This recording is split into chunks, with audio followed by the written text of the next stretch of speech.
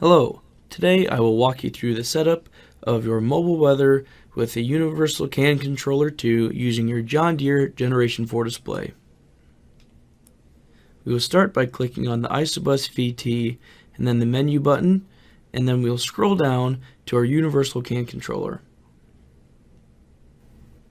Once selected, let's start by clicking on the Activations tab on the top of the screen. In this page, this will show you your current activation setup with your Universal CAN controller.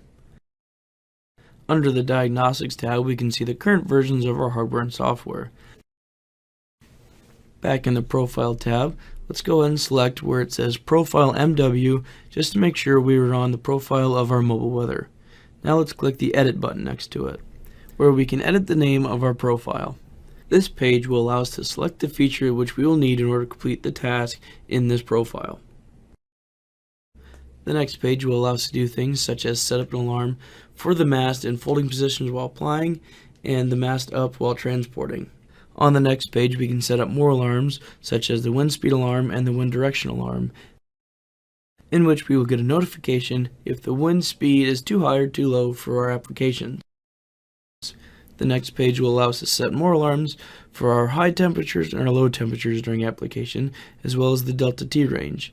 If we ever get confused during the setup, we can click on the question mark at the top right of the screen, where we'll get an explanation of some of the icons and tools that are used throughout the setup process. The next page will allow us to adjust our alarm preferences, and once we're satisfied, we will click Next, and now we have successfully created our mobile weather profile. Now let's click on the mobile weather button on the right side of the screen. Here we can see our current readings such as temperature and wind direction. In the Setup tab, we can see a full list of the alarms that we just created while we were making our mobile weather profile. The Diagnostics tab will give us a full list of the activation levels of the components that go into mobile weather.